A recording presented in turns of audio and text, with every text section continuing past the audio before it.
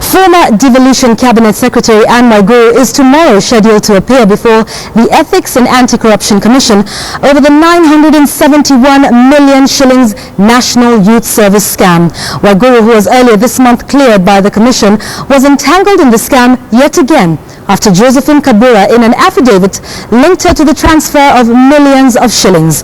The EACC on Friday tried to save face over the Waiguru case, but as Rita Tinina reports, several loose ends in the commission's handling of the case are putting the integrity of the commission into question.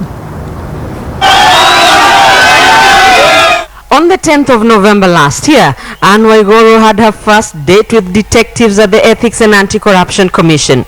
And when the EACC cleared her over the NYS scam on the 4th of this month, Waiguru may have shaken off the NYS ghosts that have been following her, but only for a while. An affidavit by Josephine Kabura, which details how millions of shillings exchanged hands with instructions from Waiguru and how a plot was hatched to fix third parties in the NYS scam, has landed her another date with detectives. Waiguru will appear before the EACC after the commission opened a fresh probe into allegations made by Kabura.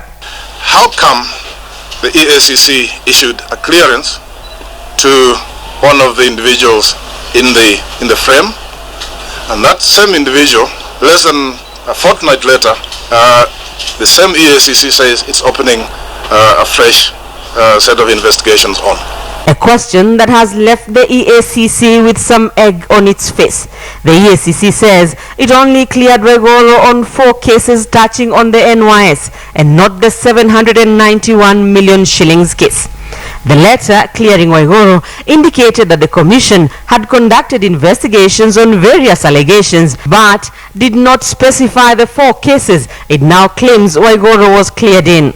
Neither did the commission indicate that investigations into the 791 million shillings were still ongoing.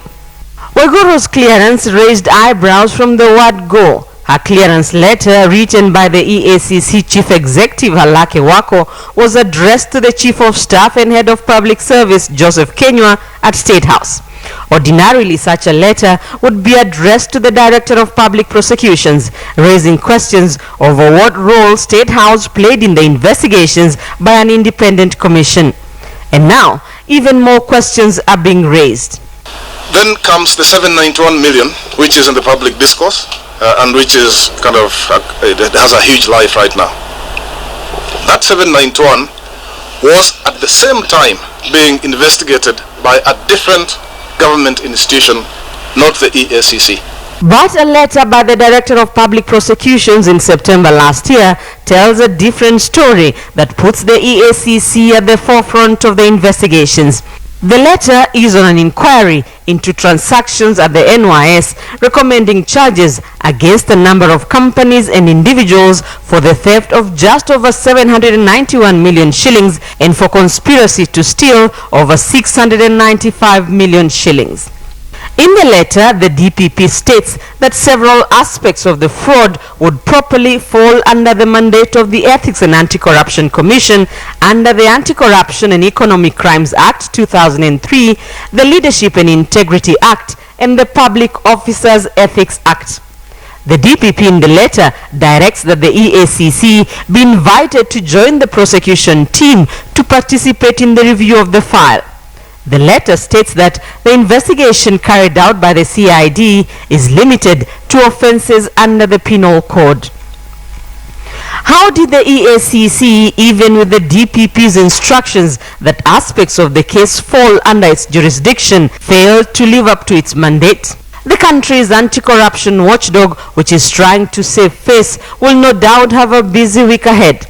Aside from Waiguru's appearance, Josephine Kabura, who failed to show up at the EACC headquarters on Thursday citing health reasons, is expected to appear before the commission on Tuesday. Rita Tinina, KTN News.